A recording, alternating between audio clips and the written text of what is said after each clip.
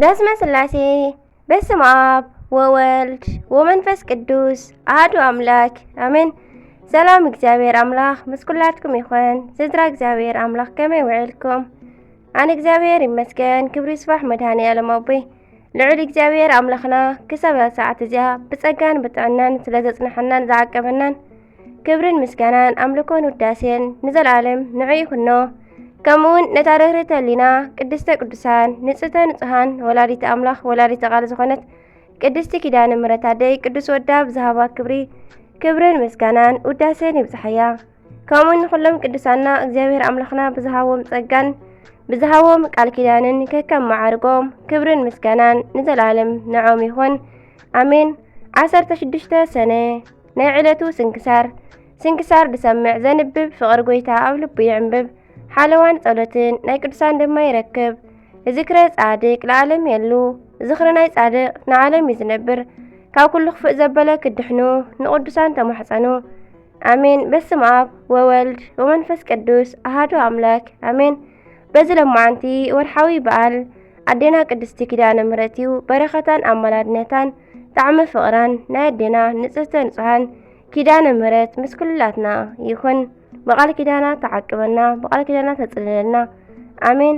ከምኡውን ቅዱስ አቡናፍር ገዳማዊ ዓመታዊ በዓሎም እዩ አሜን። ቅዱስ አቡናፍር ገዳማዊ እዚ ጻድቕ ተወሊዱ ዝዓበየ ኣብ 500 ክፍለ ዘመን ኣብ ምድረ ግብፂ እዩ። ኣብቲ ወቕቲ ስርዓተ መነኮሳት ዝሕለወሉ ኣቦታትና ባሕታውያን ከም ሰማይ ከዋኽብቲ በዚሖም ዝደምቁሉ ነበረ። ዓብይ ኣቦና አቡናፍር ድማ ካብ ክርስቲያን ወለዲ ተወሊዱ ብስርዓተ ዓብዩ መጻሕፍቲ ተማሂሩ ገና ኣብ ጉብዝናኡ ከሎ መነነ። ስርዓተ መነኮሳት ካብ ዓብይ ኣባ ኤስድሮስ ኣጽኒዑ ገዳሙን መምህሩን እንዳሓገዘ ንብዙሕ ዓመታት ብጾሙን ጸሎትን ነበረ።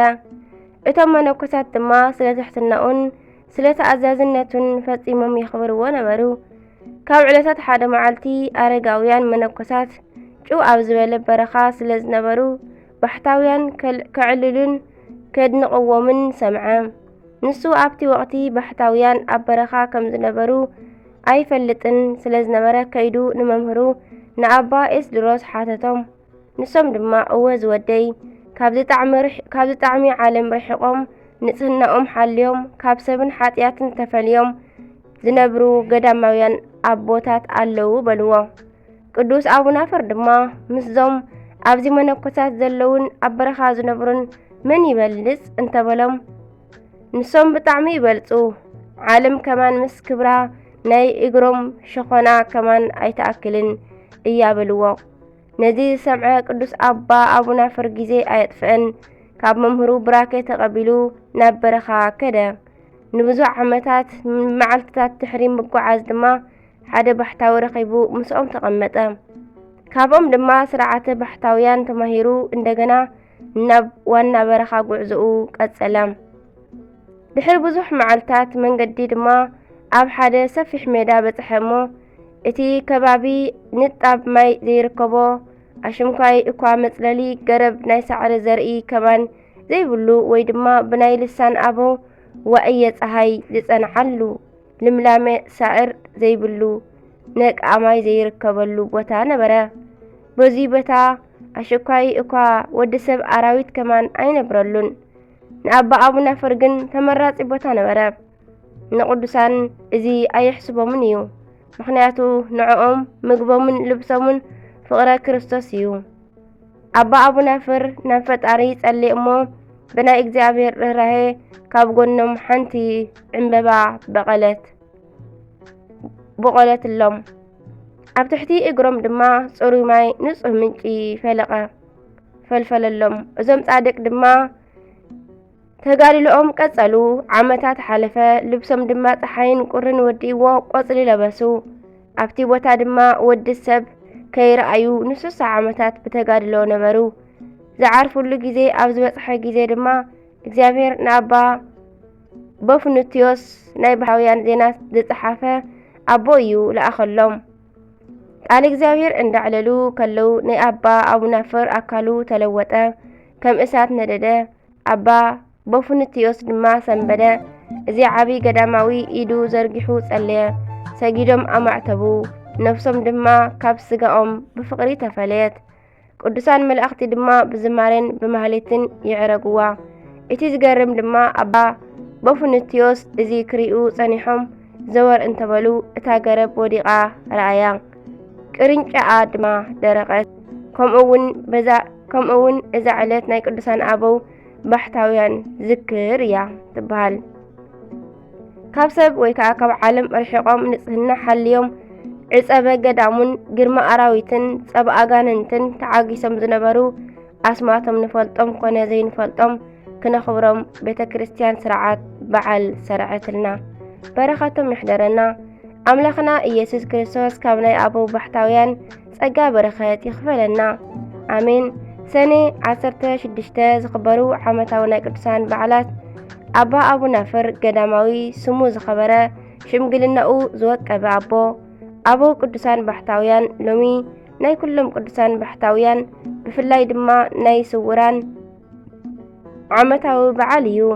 ካብ ሰብ ካብ ዓለምን ካብ ሓጢያት ርሒቖም ንጽህና ሓልዮም ዕጸበ ገዳሙን ድምፂ ኣራዊትን ግርማ ለይትን ለይቲ ቁሪ ናይ ለይቲ ቁሪ ናይ መዓልቲ ሃሩር ጥሜትን ጽምዕን ዕርቃንን ኩሉ ስለ ናይ ክርስቶስ ፍቕሪ ክብሉ ስለ ዝተዓገሱ ሎሚውን ኣብ ፈቕደ በረኻ ዝወደቑ ስለ ናይ ዓለም ምሕረት ዝምሕፀኑ ኣለዉ።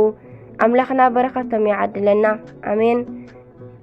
ናይ እግዚኣብሔር መልኣኽ ንዮሴፍ ብሕልሚ ካብ ግብፂ ንኽምለስ ዝነገረሉ ተስካረ ሚጠታ ለእግዝእትነ ማርያም እውን ይብዩ። ኣፀይ ይኹን ኣምላኽ እውን ሎማዓንቲ በዓል እዩ ንጉሰ ኢትዮጵያ ዝኾነ ኣሜን።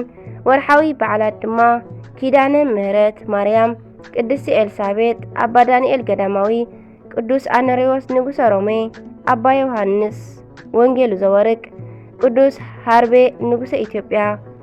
ገሊኣቶም ድማ ብልጫን ብመግረፍትን ኣብ ልዕሊ እዚ እውን ብመቑሑን መእሰርትን ተፈተኑ።